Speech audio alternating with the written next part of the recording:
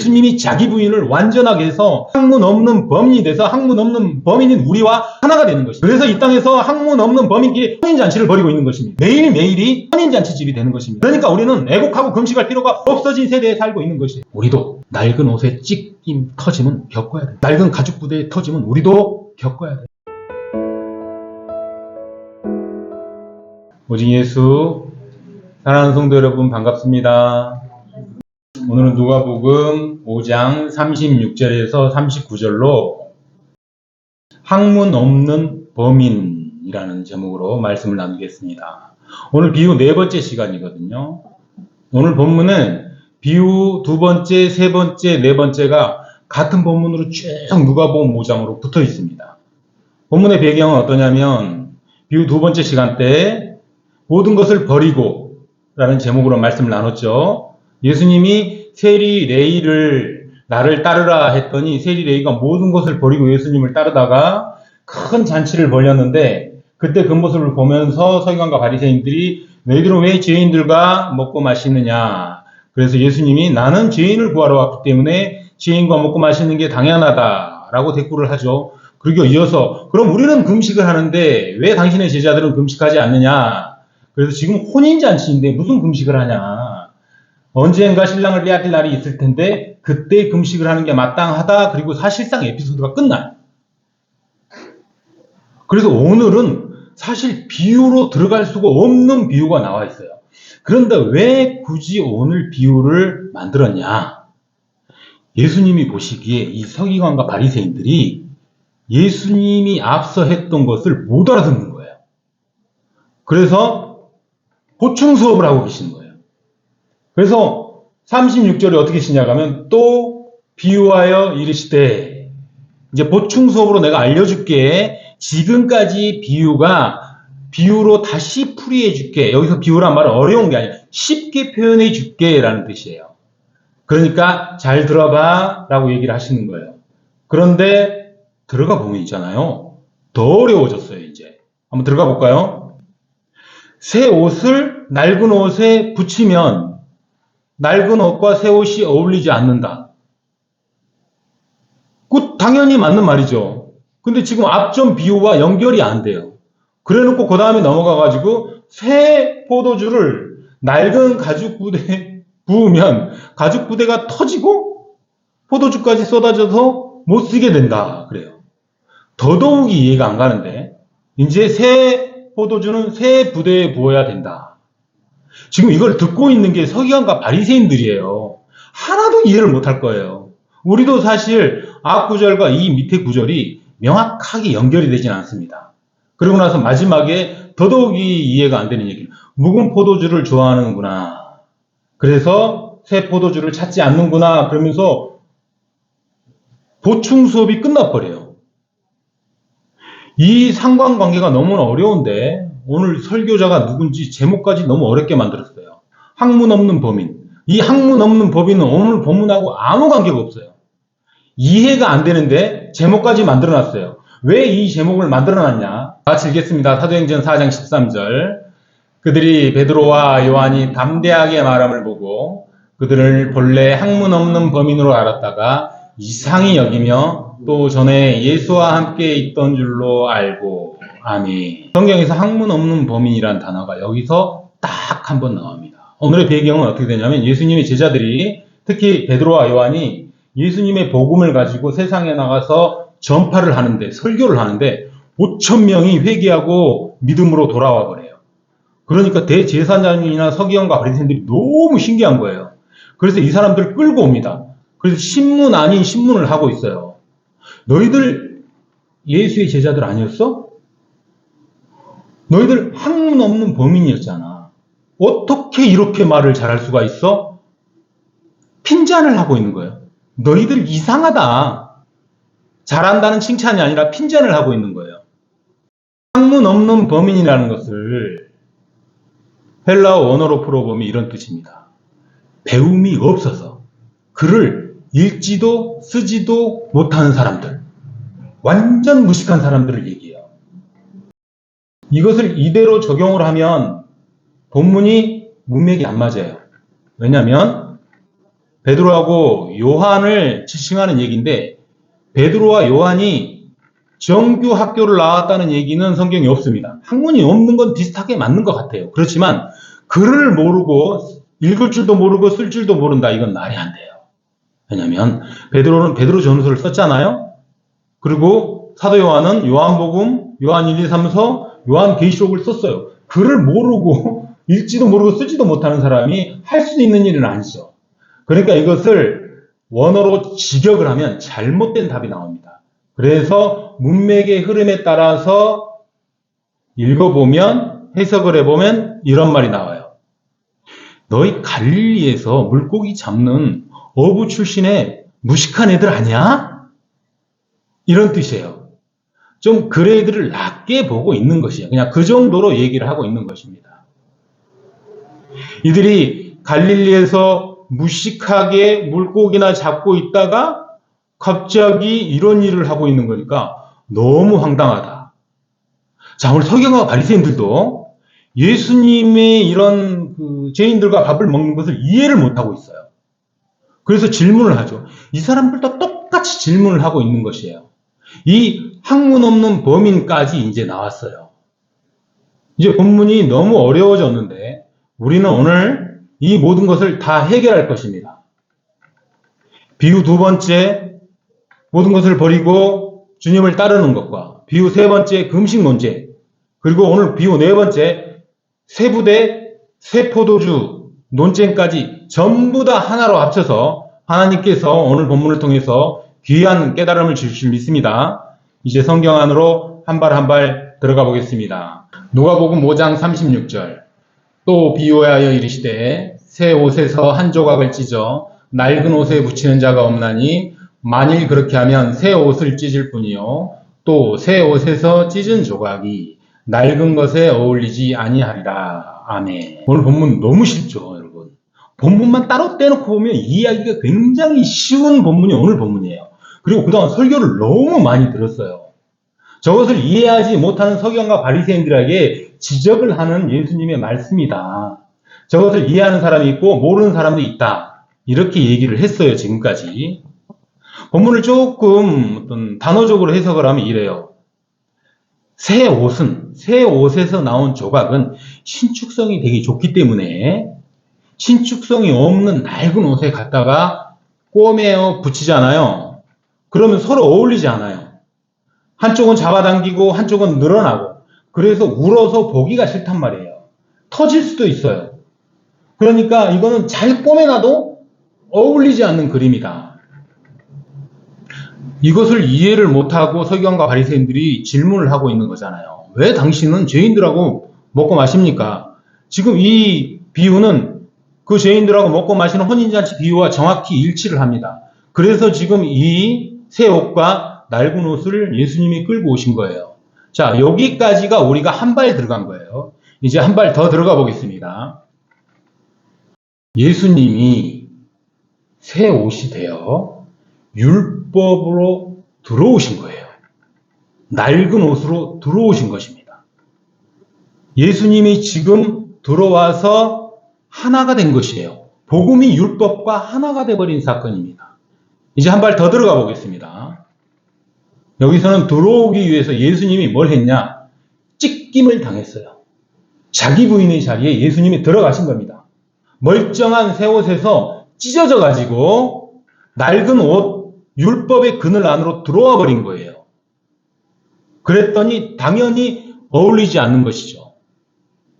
그런데도 불구하고 이 사람들은 그 깊은 뜻을 모르고 단순히 먹고 마시는 것 가지고 지적을 하고 있는 것입니다. 예수님이 자기 부인의 자리에 들어왔을 때 이 자리에는 누가 자기 부인을 하고 있죠? 세리 레위가 자기 부인을 하고 있는 것입니다. 레위의 자기 부인, 이것은 낡은 옷 조각이 찢어지는 것이에요. 새 조각을 만나면서 자기 부인이 되는 것이고, 예수님의 자기 부인은 자기 스스로 찢어져서 이 자리에 와서 하나의 구속사를 이루고 있는 것입니다. 바로 이게 그 비유의 해석이에요. 다음 구절로 가보겠습니다. 누가복음 5장 37절 다 같이 읽겠습니다. 새 포도주를 낡은 가죽 부대에 넣는 자가 없나니 만일 그렇게 하면 새 포도주가 부대를 더 들여 포도주가 쏟아지고 부대도 못 쓰게 되리라. 아멘. 자, 오늘도 한 발 들어가 보면 여전히 똑같은 해석이 가능합니다. 새 포도주는 발효 중인 포도주예요. 발효가 잘 되는 포도주고요. 이 새 포도주를 이미 다 낡아서 헤어진 낡은 가죽 부대에 집어넣으면 어떻게 될까요? 낡은 가죽 부대는 건들기만 하면 터져버릴 정도로 약해져 있어요. 그러니까 묵은 포도주나 물 정도로 담아서 쓰면 되는데 새 포도주를 담아가지고 이 포도주가 발효하면서 팽창을 하면 낡은 가죽 부대가 터져버리는 거예요. 그래서 포도주까지 못 먹게 되는 것입니다. 성경과 바리새인들아, 너희들이 이 낡은 부대다. 내 말을 못 알아듣는구나. 이게 한 발 들어간 해석입니다. 이제 두 발 들어가 보겠습니다. 예수님이 새 포도주가 돼서 낡은 가죽 부대인 율법으로 들어오신 거예요. 이제 한 발 더 들어가 보겠습니다. 예수님이 낡은 가죽 부대로 들어오는 순간 낡은 가죽 부대는 터져요. 율법이 부서지는 것입니다. 그리고 예수님이 쏟아져 못 쓰게 되는 거예요. 바로 이게 무엇이냐? 예수님의 십자가 사건을 상징하고 있는 것입니다. 예수님이 자기 부인이 십자가에서 이루어지고 있는 것을 포도주가 땅에 쏟아져 못 쓰게 된다라고 얘기를 하고 있는 것입니다. 그러면 율법의 가죽 부대는 왜 터져버릴까요? 율법의 모든 부분은 예수 그리스도를 상징한다고 나와 있습니다. 그 예수 그리스도를 상징하는 게 율법이고 율법이 전부가 예수를 상징해야 마땅한데 그 예수가 왔는데 죽여버리는 거예요. 이 율법은 자기 스스로 올무에 빠져버린 거예요. 그래서 예수를 죽인 거잖아요. 그러니 자기 올무에 빠진 율법이 파괴되는 거예요. 스스로 터지는 것입니다. 낡은 가죽 부대가 터져버리는 것입니다. 너희들이 그토록 열심히 하고 있는 금식, 새 신랑이 왔는데도 알아보지도 못하고 하고 있는 그 율법의 금식은 너희들을 무너뜨릴 것이다. 터뜨릴 것이다. 잘못될 것이다. 그리고 급기야 신랑으로 오신 나까지 죽일 것이다를 명확하게 이 비유를 통해서 예표하고 있는 것입니다. 이제 다음 구절 읽어보겠습니다. 누가복음 5장 38절. 새 포도주는 새 부대에 넣어야 할 것이니라. 새 포도주는 예수 그리스도를 상징하는 건 다 알죠. 새 부대는 누구를 상징할까요?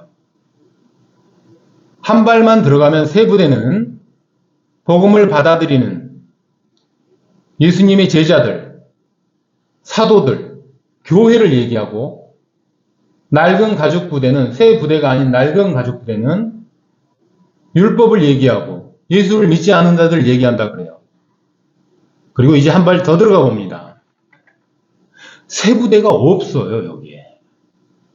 본문에 새 부대가 안 나옵니다. 그런데 새 포도주만 있어요. 어디다 부으라는 거예요? 여러분, 어디다 부으면 좋을까요? 지금까지 얘기 중에 새 포도주 역할을 하는 것은 예수 그리스도가 확실한데, 그러면 새 부대 역할을 하는 것은 누구일까요? 바로 율법에서 복음으로 건너온 세리 레위가 새 부대인 것입니다.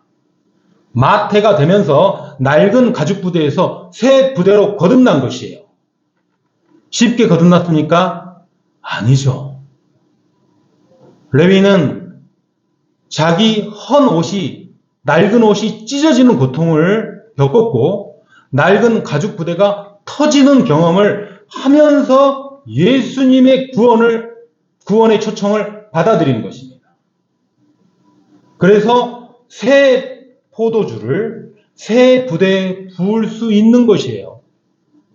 결론은 내 말을 받아들이지 못하는 너희들은 낡은 가죽 부대다. 그걸 명확하게 상징적으로 보여주고 있는 것입니다. 이제 마지막 구절로 가겠습니다. 누가복음 5장 39절. 묵은 포도주를 마시고 새 것을 원하는 자가 없나니 이는 묵은 것이 좋다 함이니라. 아멘. 너희들은 이 새 포도주를 담을 수 있는 새 부대의 역할을 할 자신이 없지 않느냐. 그러니까 내가 하는 모든 것이 이해가 안 가고 의문투성이고 비방의 요건이 돼서 나한테 그렇게 질문하는 것이 아니냐. 이유는 무엇이냐? 너희들이 깨지고 쪼개지고 터지는 것을 감당할 자신이 없는 거 아니냐?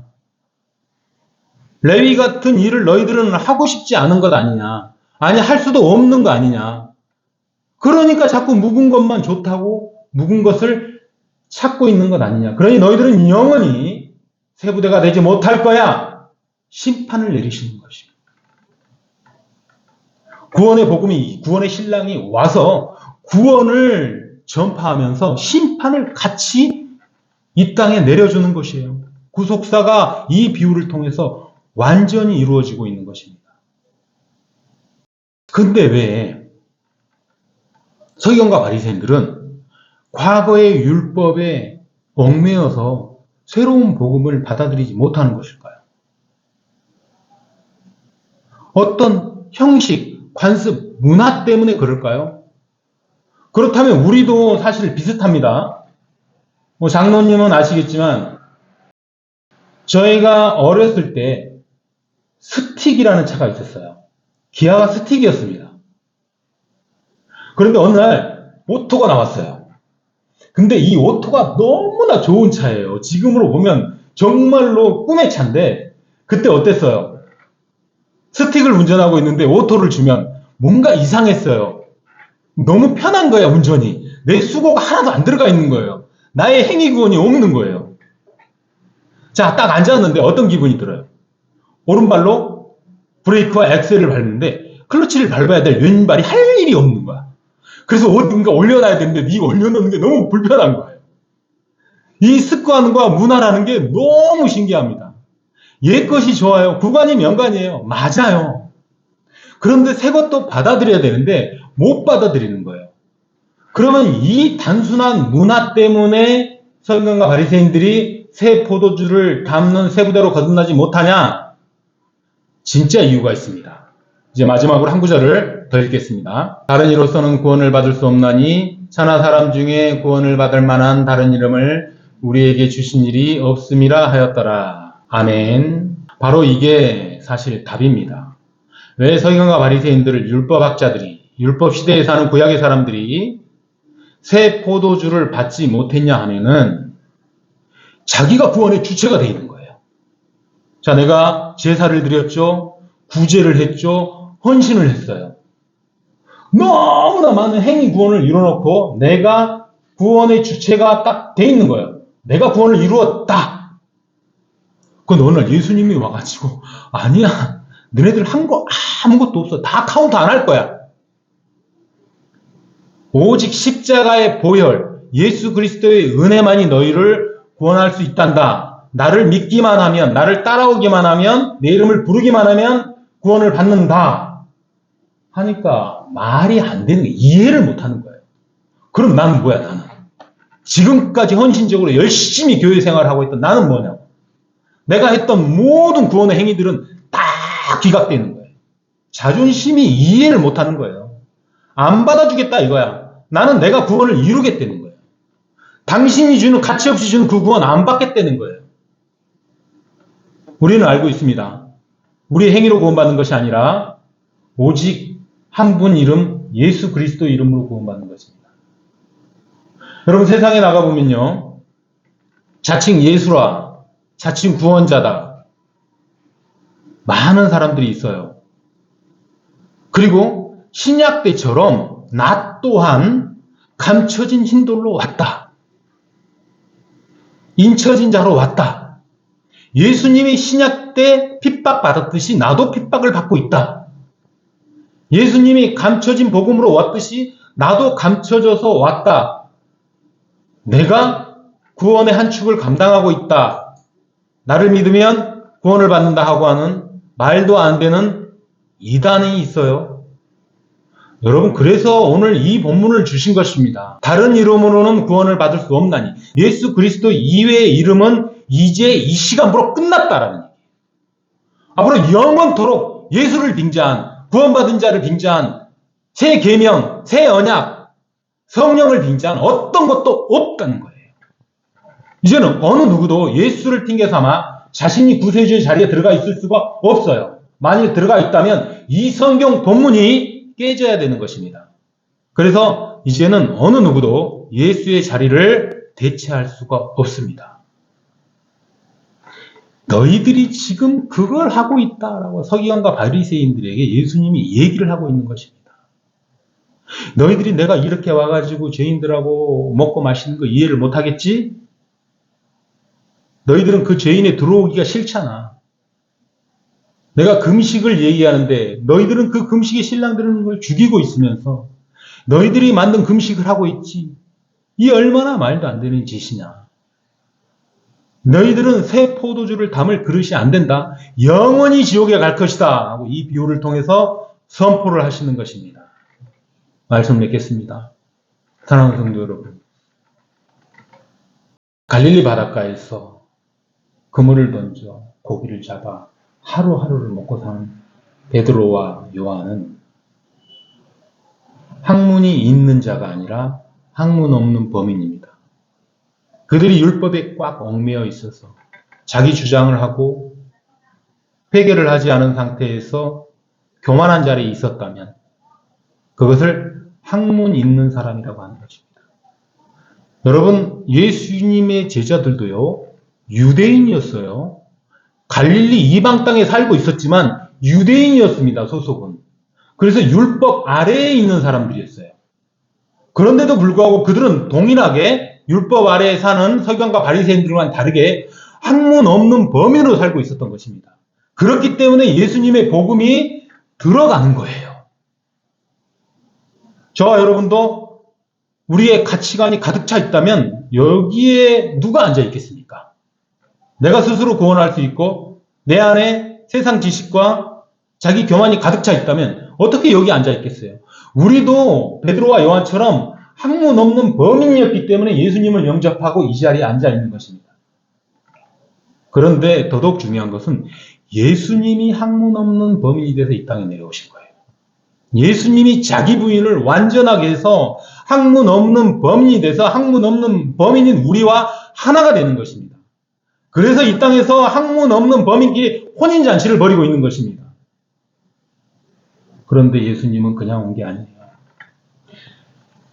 새 옷을 찢고 당신의 세마포를 찢고 이 땅에 내려왔습니다.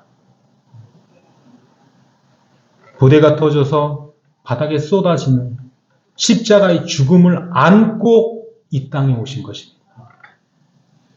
예수님이 이 땅에 오신 그것은요, 결코 쉽게 오신 것이 아닙니다. 우리가 쉽게 받았지만 굉장히 무겁게 받은 것이 마땅합니다. 그런 예수님의 손을 잡고 예수님은 피를 흘리면서 이 땅에 왔는데 우리는 그냥 예수님 손만 잡고 우리 피 하나도 안 흘리고 구원에 들어가는 것이에요. 매일매일이 혼인잔치집이 되는 것입니다. 그러니까 우리는 애곡하고 금식할 필요가 없어진 세대에 살고 있는 것이에요. 그렇지만 한 가지, 우리도 낡은 옷의 찢김, 터짐은 겪어야 됩니다. 낡은 가죽 부대의 터짐은 우리도 겪어야 돼요.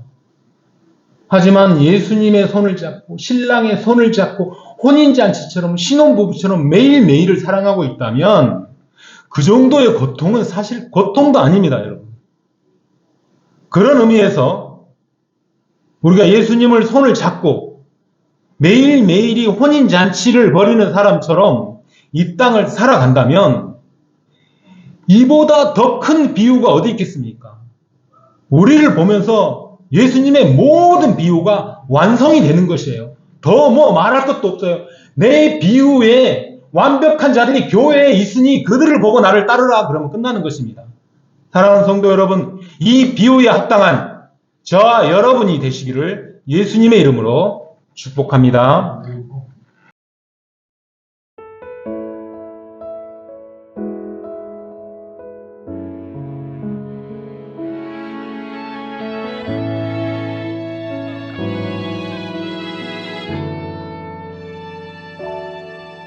내가 누려왔던 모든 것들이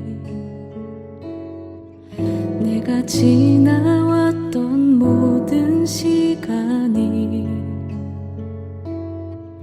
내가 걸어왔던 모든 순간이 당연한 것 아니라